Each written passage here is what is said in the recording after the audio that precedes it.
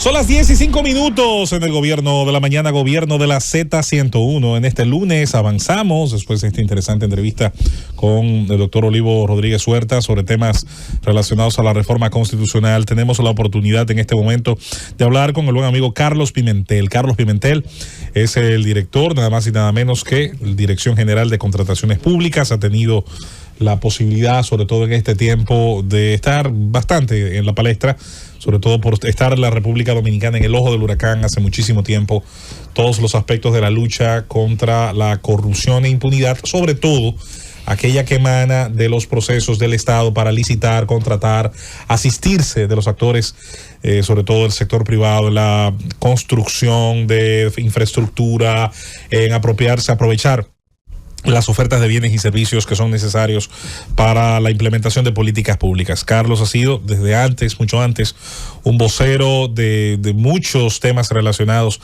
a esa lucha por la transparencia, así como muchos otros temas que tiene en su haber y en su currículum, en su extraordinaria formación como profesional. Tiene un currículum más largo que la Constitución de Brasil, pero evidentemente vamos a referirnos acá sobre todo a esa enorme responsabilidad que has tenido y al curso que ha tenido la misma durante este tiempo, ya habiéndose cumplido este periodo presidencial, este periodo del Poder Ejecutivo encabezado por el presidente Abinader, quien ha confiado en ti pues para esa tan importante posición. Bienvenido una vez más, hermano, al gobierno de la mañana, gobierno de la Z101.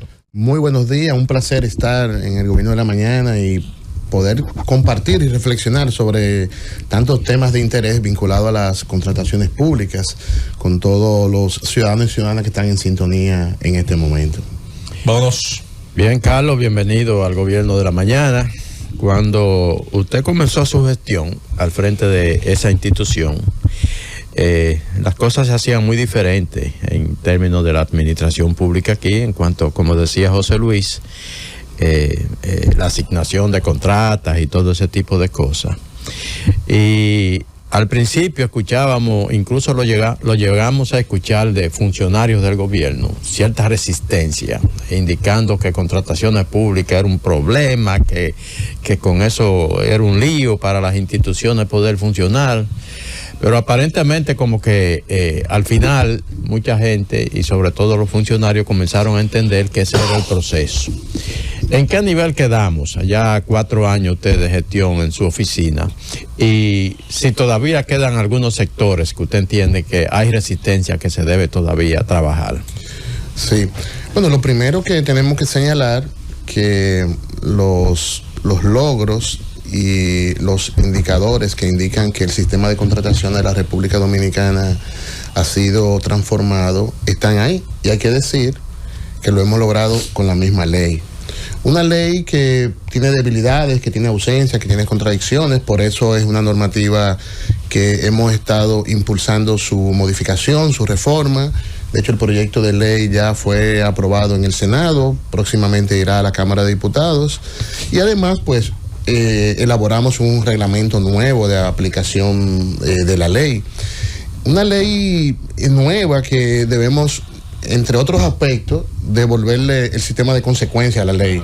Sabe que en el 2006, quienes aprobaron la ley, a los 6 meses después, en el mismo 2006, la modificaron, y uno de los aspectos que le eliminaron a la ley fue el sistema de consecuencia.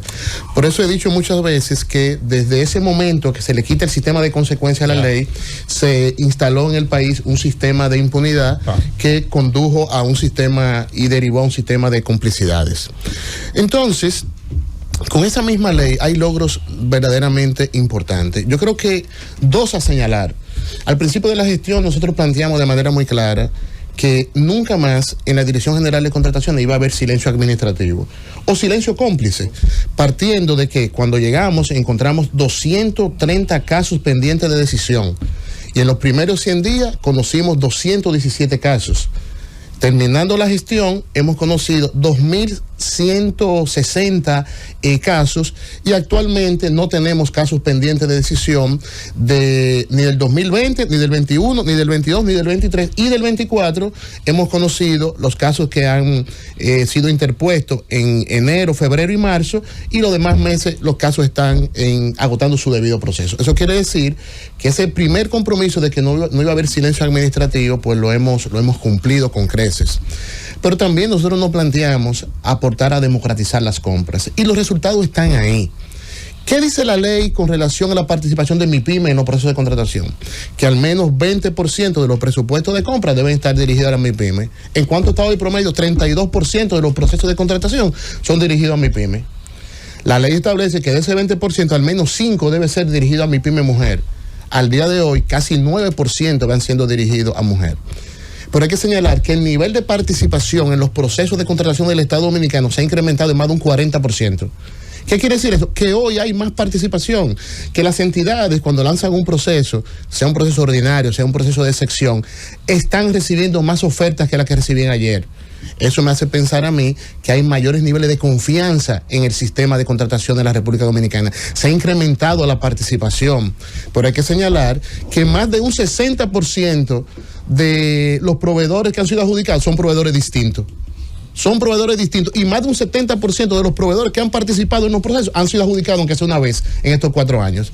Eso muestra mayores niveles de transparencia, mayores niveles de participación, mayores niveles de competencia y por ende, pues esa diversidad de proveedores adjudicados. Pero también, ¿qué hemos hecho?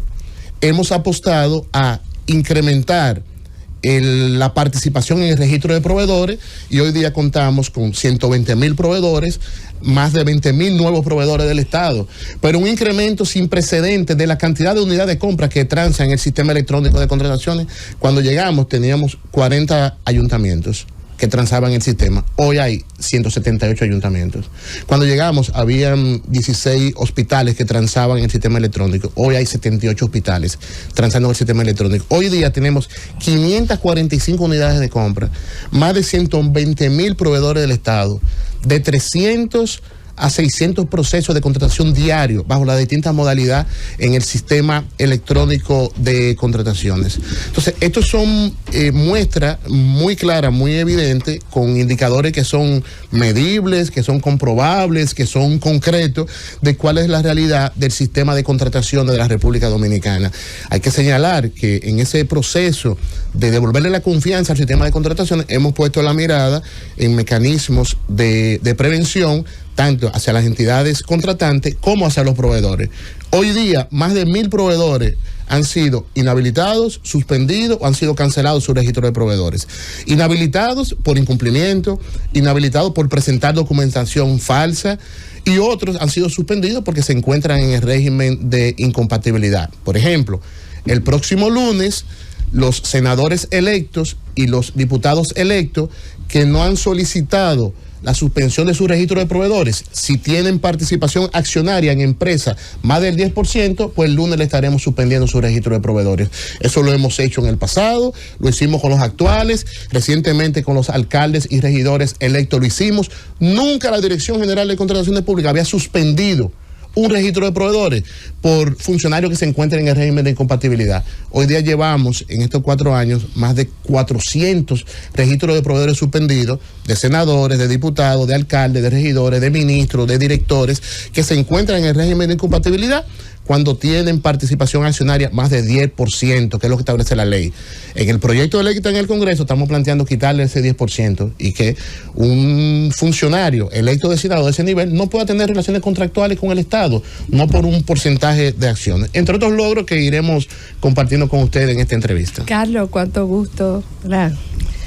A veces uno tiene que, ¿verdad? Todos los invitados son importantes, pero algunos le dan la satisfacción a uno personalmente. Hemos visto tu trabajo normativo, wow, impresionante. 2 que quisiéramos resaltar, que creo que como que pasaron bajo la mesa, el manual para las compras de Punta Catalina, para tratar de ajustarlo un poco a los principios de la ley 340, y el del fideicomiso, bueno, de Pedernales. No sé si era exactamente para el fideicomiso de Pedernales o para todos los fideicomisos, que era un vacío legal que teníamos. Un poquito muy bien. Compartir. Primero, la ley que regula los fideicomisos públicos establece que estos se rigen por la ley 340 y que deben elaborar su reglamento de aplicación para contratar bienes, servicios y obras de acuerdo a su naturaleza. y que ese reglamento debe ser sometido a la Dirección General de Contrataciones para la revisión de la legalidad y para su aprobación.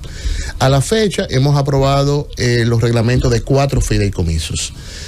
Y con relación a las empresas públicas, el reglamento nuevo establece que las empresas públicas deben elaborar su reglamento de acuerdo a la ley 340, de acuerdo a su naturaleza, que deben ser sometidos a la Dirección General de Contrataciones para su aprobación. A mí me parece que fue muy sensato del legislador establecer en la ley de fideicomisos que estos, de acuerdo al marco de la ley, debían elaborar su reglamento y posterior ser conocido por la Dirección General de Contrataciones, y de igual manera con las empresas públicas, de manera que le permitan, en el caso de las empresas públicas, competir, participar en el mercado público con cierta, y en el mercado privado, con ciertos niveles de disposiciones que garanticen su eficacia, su eficiencia en los procesos de contratación. Y con relación a los fideicomisos, pues obviamente, siendo estos patrimonios autónomos, instrumentos financieros, tienen características, tienen modalidades de operación distintas una de otras, que era necesario pues establecer una regulación que tenga esas características. Esperamos los demás fideicomisos que sigan sometiendo su reglamento. Hay varios que están en esa fase de intercambio, de análisis, y otras empresas privadas, públicas también, que estamos revisándolo y acompañándolo para que se apruebe su reglamento también. Estamos con Carlos Pimentel, director general de la Dirección de Compras y Contrataciones Públicas. Para nosotros es un prestigio tenerlo aquí, de verdad, es de los funcionarios que le damos seguimiento a su trayectoria y realmente cumple poco. Poco dijo Susana al dar estos halagos. No soy cuidado tampoco a darlos, pero cuando se merece un funcionario hacerlo, hay que hacerlo, y tu caso es uno. Carlos, se aprobó el reglamento 416-23 y yo decía, bueno, pero si se ha sometido una reforma a la ley, porque se trae un reglamento. Quisiera saber qué novedades trae este reglamento, qué cambia y por qué razón se somete antes de que se lograra la aprobación de la ley. Mira, nosotros le llamamos a este reglamento un reglamento puente hacia la nueva ley. Y lo que hemos hecho es, en ese reglamento, traer un conjunto de disposiciones que nos permitiera ir avanzando en su implementación, de manera que cuando llegue la ley pudiéramos tener un camino recorrido. Y eso es lo que hemos hecho. Este reglamento contribuye a seguir profundizando una mirada de las contrataciones que tienen 3 ejes fundamentales. El primer eje es el más debatido, el más conocido y el más común, es cómo garantizar mecanismos de transparencia y control en las contrataciones. Las contrataciones públicas son una de las áreas de más riesgo de corrupción del Estado. Las contrataciones de obras son una de las áreas de mayores riesgos. Eso tenemos que atenderlo. Ahora bien, este reglamento incluye 2 miradas adicionales, y es la mirada hacia la eficiencia. O sea, los procesos de contratación tienen que estar rodeados de transparencia, de control, pero también tienen que ser eficientes. Por ejemplo, cuando llegamos, una licitación entre convocatoria y adjudicación promedio eran 150 días. Hoy día una licitación entre convocatoria y adjudicación son 68 días. El estándar internacional son 55 días. Quiere decir que tenemos espacio todavía de reducir los tiempos, pero he enfocado a los niveles de eficiencia y buscar el equilibrio entre transparencia, control y eficiencia. Ahora, lo más importante de este reglamento, que pone una mirada a lo que yo he denominado las compras para el desarrollo. El 32% del presupuesto público está destinado para contratar obras, bienes y servicios. ¿Cómo lo utilizamos de la manera que permita impactar la economía, que permita impactar el territorio? No solamente adquirir bienes y servicios y obras para devolverlo a la ciudadanía, sino cómo hacemos eso y al mismo tiempo impactamos a la economía. Ustedes recordarán que le planteaba que hemos incrementado la presencia de unidades de compra en el territorio y que hemos incluido a los hospitales en el sistema de contrataciones. Los hospitales son una unidad excepcional para empezar a promover lo que hemos denominado la economía de triple impacto en el territorio. Los hospitales, además de medicamentos e insumos médicos, los hospitales compran plátano, huevo, queso, jamón, arroz, habichuela. ¿Y por qué no una política pública que oriente que esas compras que hacen los hospitales sean los productores del territorio, que sean las MIPYMES del territorio, de manera que podamos generar ese triple impacto de que adquirimos bienes y servicios, pero estamos adquiriendo del territorio? Entonces, esa mirada vinculada a las compras con una mirada hacia el desarrollo, son los elementos que hemos plasmado en ese reglamento y que obviamente con el proyecto de ley se traduce, se fortalece aún más. Y un hecho extraordinario que hemos incluido en el reglamento y que va a transformar la forma de comprar es que hemos incluido el criterio de valor por dinero en las contrataciones. ¿Qué significa el valor por dinero? No es cierto, y tenemos que estipar el mito de que el Estado está en la obligación de adquirir lo más barato. El Estado tiene que adquirir, y yo repito, lo que necesita, de la calidad que lo necesita y al precio más justo. El precio más justo. Y para eso tenemos que empezar a incluir en los procesos de contratación otros criterios de adjudicación, que pueden ser criterios ambientales, criterios sociales, criterios económicos y criterios de sostenibilidad, por ejemplo. O sea, nuestra mirada es que el 32% destinado a las contrataciones, con una mirada de política pública, sirve para generar empleo, para dinamizar la economía, y desde esa perspectiva es que nosotros tenemos que ver las contrataciones. Entonces, cuando dices, ¿por qué el reglamento y después la ley?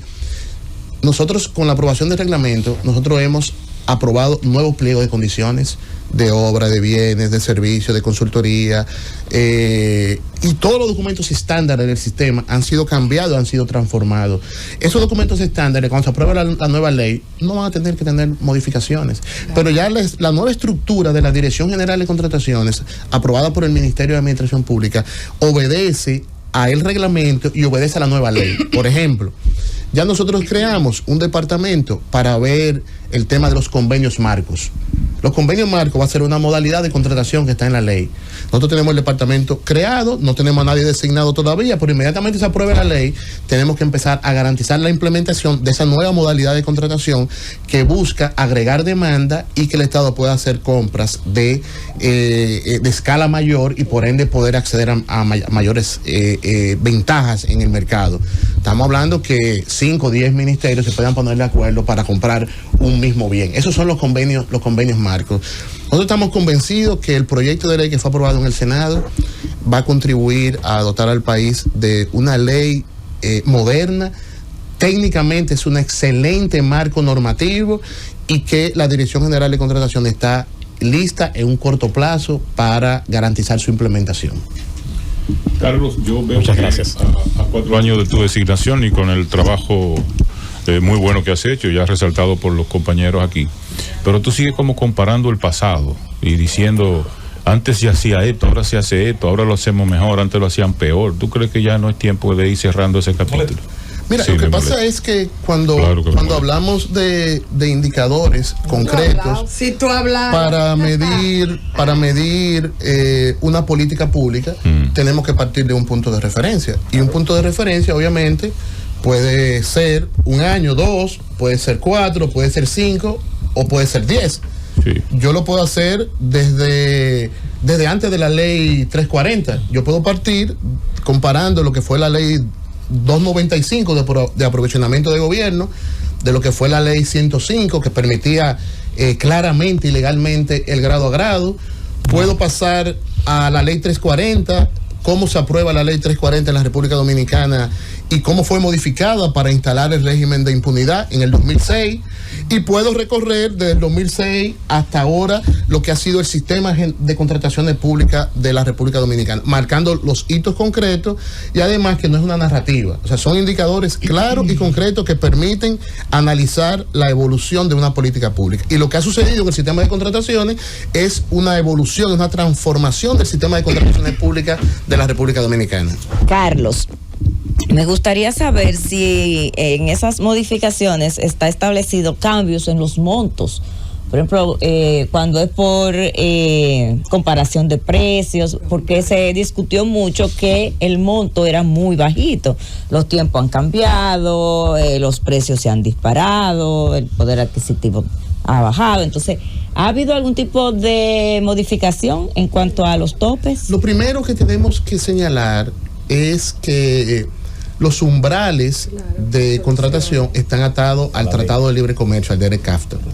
Incluso cualquier modificación normativa que toque los umbrales, pasa por un proceso de revisión de tratado. Okay. Entonces, por lo tanto, en cuanto a las licitaciones, se mantiene.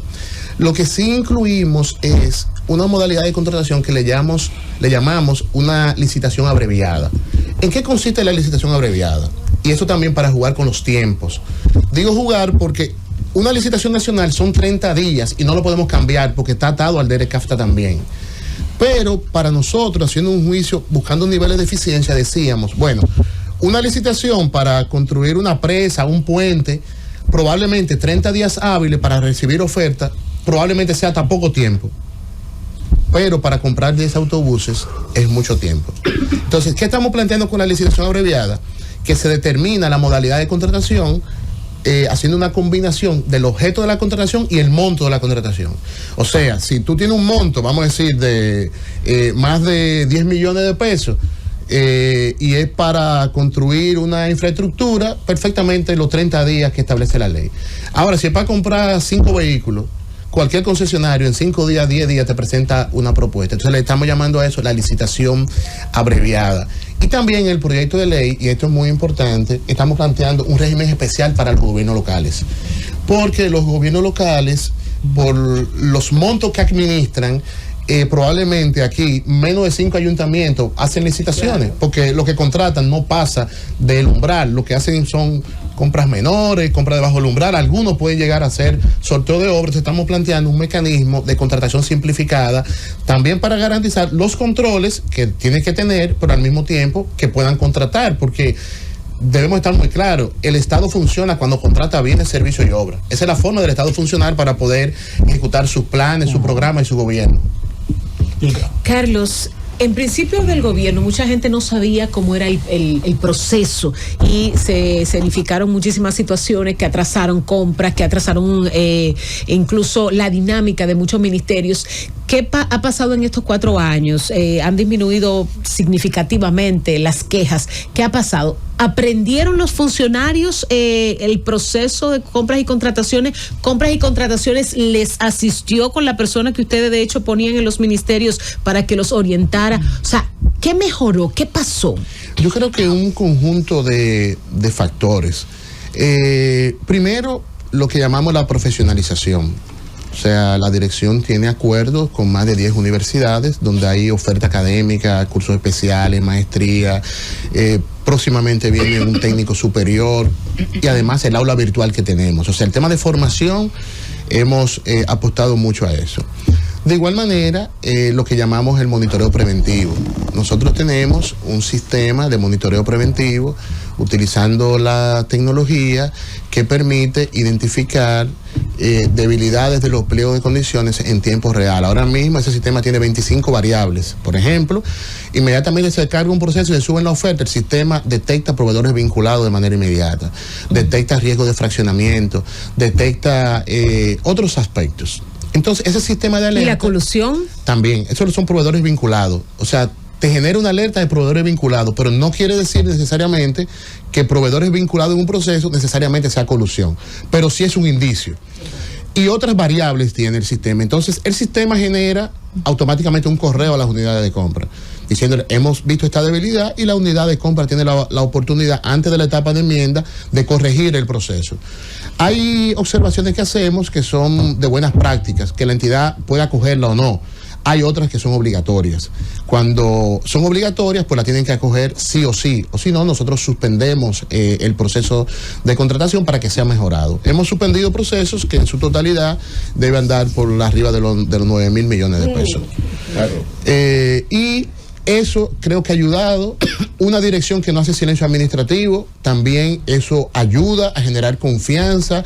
Y además el acompañamiento. Nosotros hemos emitido más de 2.500 consultas, porque siempre decimos a las entidades, ante la duda, pues consultar, y siempre estamos en la mejor disposición de apoyar, de acompañar, para que los procesos puedan ser exitosos sobre la base del cumplimiento normativo. Pero al día de hoy nosotros registramos menos tiempo en las contrataciones, registramos también mayores niveles de capacidad y tenemos que seguir insistiendo en esta tarea de que pueda haber mayor nivel de profesionalización, porque comprar y hacer cumplir la norma, la política, requiere un expertise técnico, cada vez más. Entonces eso es muy importante. Tú te refieres al acompañamiento que tenemos a través de los oficiales de cumplimiento. Así es. Nosotros actualmente tenemos 17 oficiales de cumplimiento en 17 instituciones y 2 en 2 fideicomisos. Esas 19 instituciones y los 2 fideicomisos, eso más o menos es el 80% del presupuesto destinado a compras. Estamos en las instituciones que administran más presupuesto, que brindan un servicio y un servicio que garantice derechos. Entiendes, estamos en educación, en salud, en promesa, en alto costo, en la policía, en INAPA, en la CAS, en MIBET, en obras públicas. ¿Para qué ha servido el programa de cumplimiento? Primero, nos permite identificar riesgos en las contrataciones. Segundo, hemos instalado en la administración pública la debida diligencia. Yo me recordé en algún momento cuando trabajaba tema anticorrupción en la Procuraduría, en el Departamento de Prevención de la Corrupción. Yo recordé siempre 2 principios muy básicos de perseguir la corrupción. Uno es seguir el dinero y el otro, conoce tu cliente en temas financieros. Entonces yo decía, bueno, por ahora yo quiero conocer mi proveedor. Vamos a conocer los proveedores. Y empezamos a desarrollar la debida diligencia alrededor de los proveedores. Porque hay que decir que el sistema de contratación y la integridad lo vamos a construir con un órgano rector fuerte, cumpliendo la ley, con entidades que contratan sobre la base del principio de la legalidad y con proveedor apegado a la integridad. Entonces desarrollamos la guía del ABC de la debida diligencia. Y hemos empezado a hacer debida diligencia en los procesos, conociendo los proveedores, conociendo la documentación que presentan, y hemos detectado, ya les decía, muchísimos documentos falsificados. Falsificación de títulos universitarios, falsificación de registro mercantil, de registro de proveedores, de declaración jurada de impuestos. Van casi 200 proveedores inhabilitados por falsificación de documentos. Y otros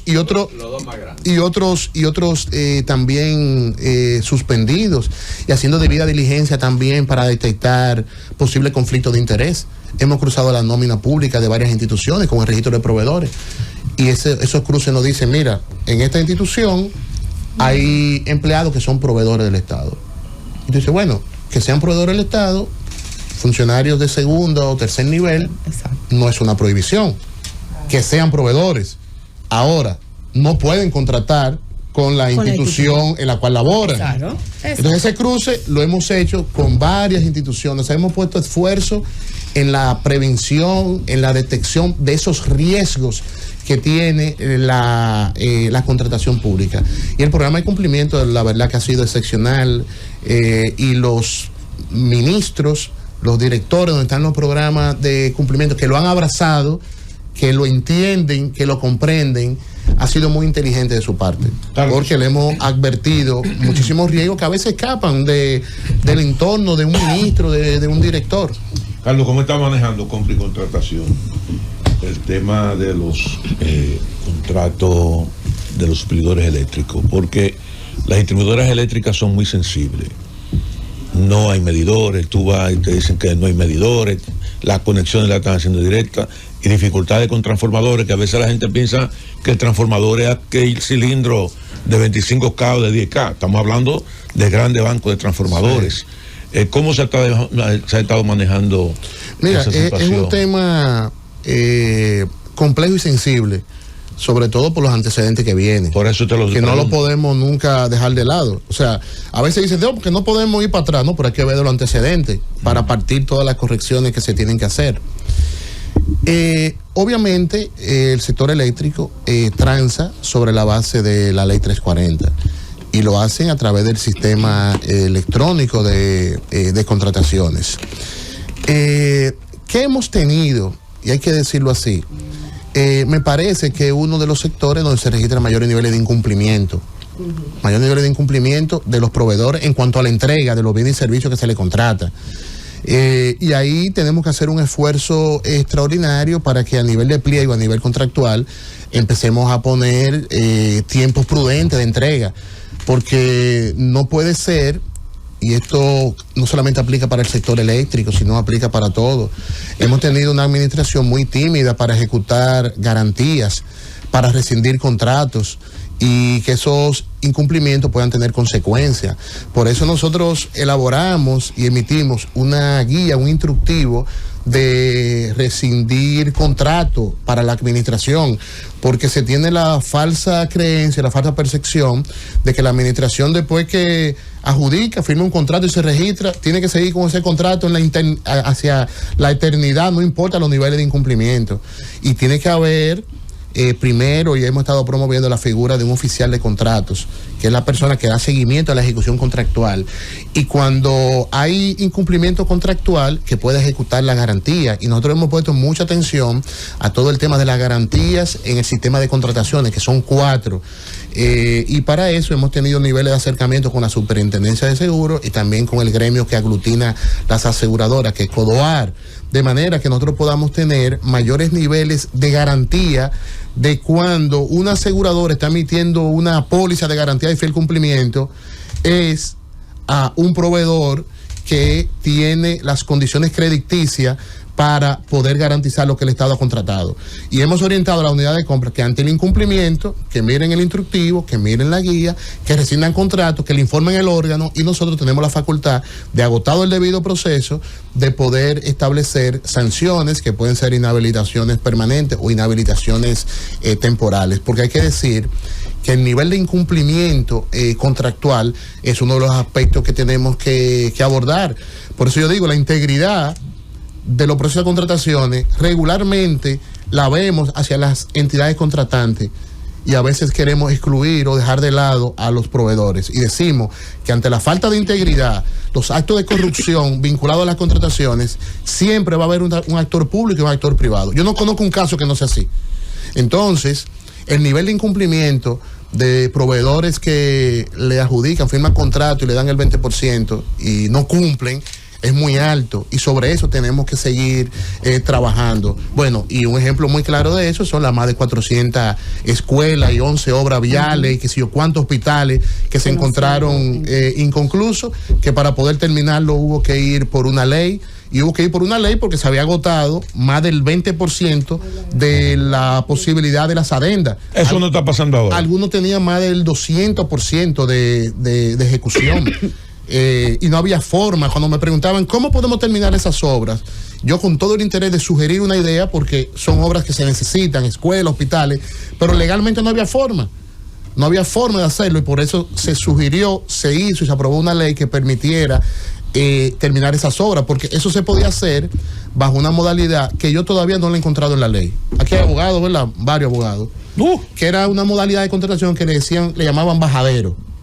Entonces dije, mira, vamos a buscar un bajadero. Sí. Y yo dije, pero vamos a ver qué es eso. Y yo busqué en la ley de compra, ¿cómo no le da como buscar? Un ser. No bajadero. No hay bajadero. No hay artículo de bajadero. Carlos, yo no he encontrado el bajadero. Carlos, pero ya esas irregularidades no existen actualmente. Es muy difícil porque hay que decir que con todo lo que se ha hecho, no solamente desde la Dirección General de Contrataciones, sino la coordinación entre los entes de prevención, control del Estado Dominicano, yo creo que está en su mejor momento. O sea, el nivel de conversación de la Dirección General de Contrataciones con la Dirección de Ética, con la Unidad Antifraude de la Contraloría, con el equipo de recuperación del patrimonio, con el Ministerio Público, con la Unidad de Análisis Financiero.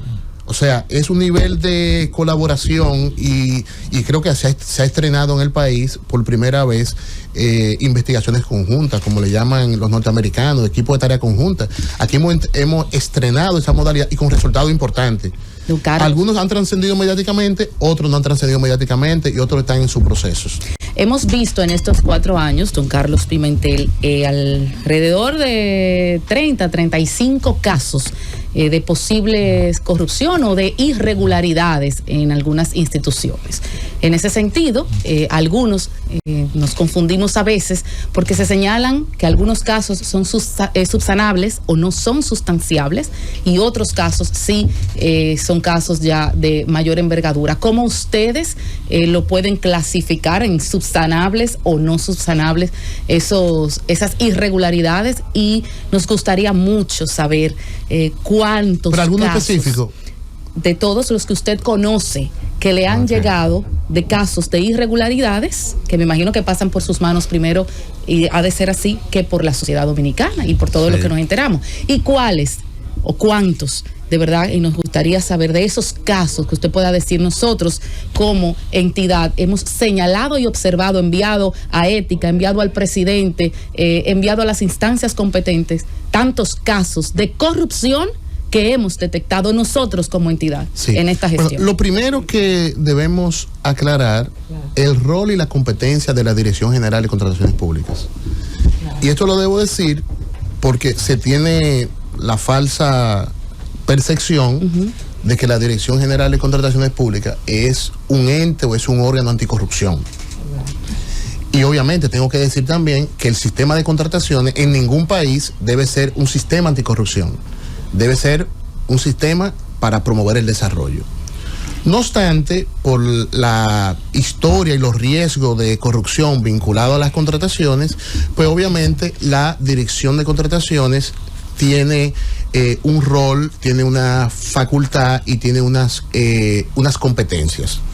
Nosotros conocemos en sede administrativa medidas cautelares, recursos jerárquicos interpuestos por los proveedores cuando entienden que se ha violentado un pliego de condiciones, se ha violentado la normativa, que en muchos casos, y no necesariamente, implica una violación de tipo penal. Eso en sede administrativa se conoce, hemos anulado procesos, hemos anulado actas, hemos tomado cantidad de decisiones. También nosotros nos podemos apoderar de oficio cuando entendemos que existe algún tipo de inobservancia normativa en el proceso de contrataciones. En algunos casos, si mal no recuerdo, deben ser 15 casos en los cuales nosotros hemos entendido que además de la decisión de tipo administrativo que hemos tomado, amerita remitir ese caso a otra instancia que tenga competencia. Y hay que decir que como nunca había pasado, nosotros hemos remitido casos a otras instancias que entendemos que tienen competencia y que deben profundizar sobre aspectos que nosotros vimos. Por ejemplo, hemos remitido casos a la Cámara de Cuentas. Exacto. Hemos remitido casos a la Unidad Antifraude de la Contraloría General de la República. Hemos enviado casos a Procompetencia porque hemos identificado indicios de colusión que yo no lo puedo conocer, los indicios de colusión. Se lo he enviado a Procompetencia. Hemos solicitado información a la Unidad de Análisis Financiero. Cuando identificamos cuestiones que son de tipo ético, también lo hemos remitido a la Dirección de Ética. En ocasiones, nuestras decisiones establecen y recomiendan a la máxima autoridad de la institución que interponga sanciones de tipo ético administrativo a los funcionarios que estuvieron involucrados. Porque la ley no me permite yo sancionar a un funcionario. Pero sí en mi decisión yo puedo decir y recomendar a la máxima autoridad de la institución, yo le puedo decir que por los hechos que hemos identificado pueda establecer sanciones administrativas. Y de igual manera hemos encontrado casos que entendemos que tienen indicio de naturaleza penal y lo hemos remitido a la Procuraduría General de la República. Bueno, Carlos, uno de los grandes enemigos de la institucionalidad dominicana es la bendita frase de la ley posible. Esa es una de las desgracias más grandes de la calidad del trabajo legislativo, cuando aquí merecemos el mejor producto legislativo, que es la ley idónea.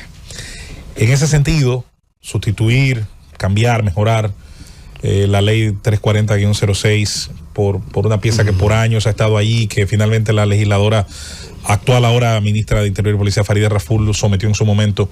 En tu opinión, ¿es el mejor cuerpo texto legal posible? ¿Algo que no te pareciera se hizo el mejor trabajo? Por ejemplo, ¿estás de acuerdo, estás conforme con las sanciones que tiene uno de los artículos relacionadas precisamente a los posibles ilícitos en los que se pudiera caer al momento de violentar esta normativa de compras y contrataciones? ¿Te sientes conteste con esa pieza?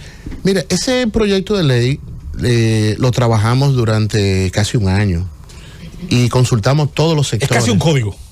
Bueno, es una muy buena ley de contrataciones. Consultamos todos los sectores, acogimos sugerencias, recomendaciones. Después fue trabajado con la Consultoría Jurídica del Poder Ejecutivo, fue sometido al Congreso. Seguimos trabajando en la Comisión de Hacienda con los legisladores Y yo estoy muy satisfecho con el proyecto de ley que tenemos. Es una ley que va a dar un salto extraordinario al sistema de contrataciones. A la verdad que a este momento yo no he escuchado ningún artículo que genere como controversia, no lo existe. Y además lo más importante es que ese sistema de consecuencias que extirparon en el 2006, donde instalaron el sistema de impunidad, se lo estamos devolviendo. O sea, el proyecto de ley contempla sanciones de tipo administrativo, sanciones de tipo ético y sanciones de tipo penal, con penas pecuniarias y penas privativas de la libertad. Claro, siempre debo decir, porque muchas veces se quiere incluir un régimen de consecuencias penales en una ley de contrataciones que desborda, desde mi punto de vista, la propia ley, que debo decir, vamos a tener sanciones de tipo penal, que tenga pena pecuniaria, pena privativa de la libertad, pero no es el Código Penal. Exacto. No es el Código Penal. El Código Penal es otra cosa. Es otra cosa.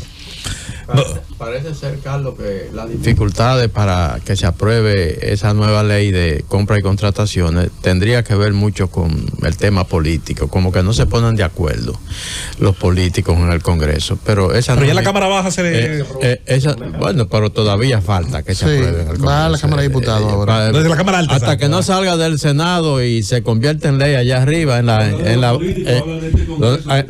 por el PRM. no es ley. Pero este Congreso está controlado totalmente. Pero esa no es mi pregunta. Mi pregunta es, Carlos, se ha logrado mucho con la ley actual. Lo que le falta es lo que tú dices, capacidad sancionatoria.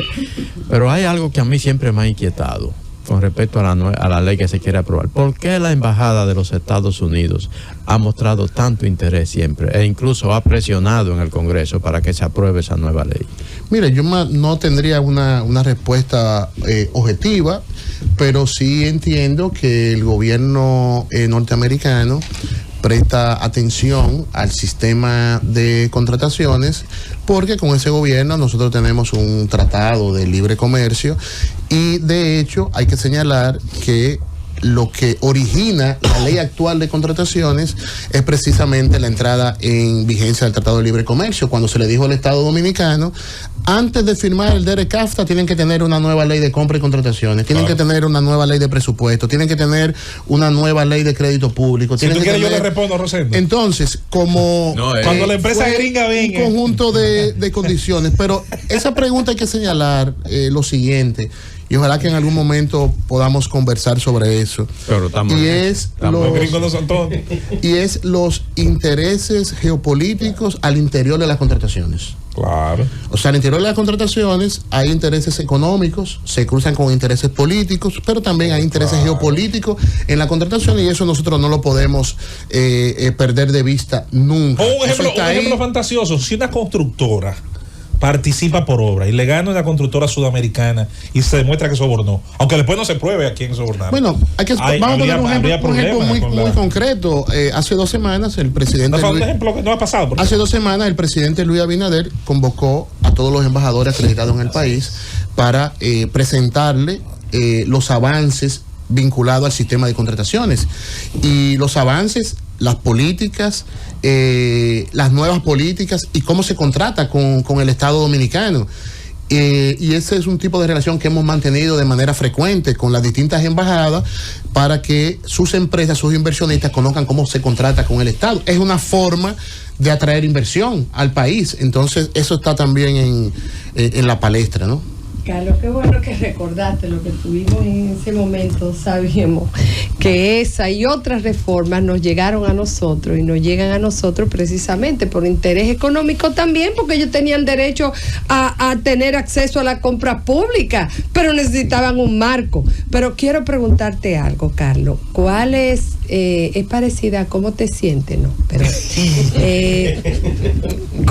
¿cuáles son tus expectativas de cara a este nuevo cuatrenio de Luis? Te vamos a tener ahí. Tú eres un hombre muy odiado, inclusive en muchas cosas, pero yo de mucha gente a la que tú le has cerrado el juego, pero yo creo que eres una garantía muy grande. Si Luis se pudo reelegir yo creo que en parte fue por el trabajo que se pudo hacer allí de contención, porque si bien no eres un órgano anticorrupción, eres un órgano de prevención de la corrupción.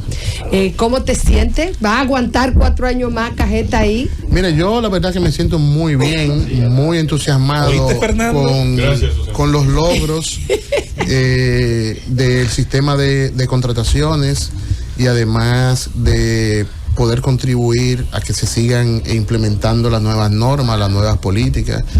Yo debo decir que he recibido un trato muy diferencial del presidente Luis Abinader, de mucho respeto. Nunca he recibido una llamada, ni siquiera preguntándome por alguna decisión que yo he tomado. Yo he actuado con toda la libertad y toda la independencia. Yo sé que he tomado decisiones que en ocasiones pues no agradan, pero toda medida de prevención y de control pues trae consigo eso. Siempre he dicho que no tengo ni tomo decisiones por aspectos personales con nadie, sino que analizo hechos, y analizando hechos lo contrasto con la normativa. En ocasiones me ha tocado tomar decisiones que involucran amigos, a relacionados o gente sobre la cual tengo algún nivel de respeto, pero se han tomado esas decisiones en todos los casos, y por eso digo que silencio administrativo no hay en la dirección de contrataciones. Carlos, uno de los temas controversiales fue el del contrato del Intran sobre los semáforos inteligentes, y se discutió y se habló mucho sobre el tema, y quisiéramos saber, aunque se ha hablado mucho del tema, en qué está ese caso actualmente. Mira, lo primero que debo aclarar es que con relación a ese proceso fue objeto de monitoreo de la Dirección General de Contrataciones, y el Intran recibió al menos 2 o 3 comunicaciones con observaciones al pliego de condiciones, y ellos acogieron todas las observaciones que se le hicieron al pliego de condiciones. Hay que decir que el Intran acogió todas las observaciones del pliego de condiciones. Pero ¿qué pasa? Y esto hay que ponerlo sobre la mesa, porque a veces escucho gente hablando con unos niveles de desconocimiento que es alarmante. Después que termina la etapa de enmienda, la Dirección General de Contrataciones no puede ser parte del proceso. Ese proceso recibió observaciones, ellos la cogieron, y el pliego de condiciones, vamos a decir, pasa un sedazo normativo. Pero después que termina la enmienda, que ellos empiezan a recibir ofertas, la dirección no puede ser parte de ese proceso. Ellos empezaron a recibir ofertas, después que ellos reciben ofertas, vienen las sucesivas etapas de evaluación, de ofertas técnicas, oferta económica, adjudicación. En ese proceso, nosotros empezamos a recibir recursos de los proveedores que estaban participando en el proceso. Nosotros empezamos a agotar el debido proceso en cada uno de esos recursos, y pues tomamos las decisiones cuando estábamos listos para tomar la decisión. Emitimos 5 decisiones de tipo administrativo que anula todo lo de ese proceso, que ese contrato no tiene validez como tal. Hay una inhabilitación permanente del proveedor. Contraloría y la Unidad Antifraude están ya terminando la auditoría que se está haciendo a ese proceso. Y como ustedes saben, ese caso fue remitido al Ministerio Público, y el Ministerio Público pues estará trabajando en ese caso. Tú sabes, Susana, que hay un refrán español, dice que al que no le gusta el caldo, le dan 2 tazas. Al que no le gusta Carlos, le va a dar paila y media. Exacto. Carlos Pimentel, gracias por tu presencia, hermano, en el Gobierno de la Mañana. Excelente entrevista. Y nos vemos, Fernando. Llévatelo, Cundo.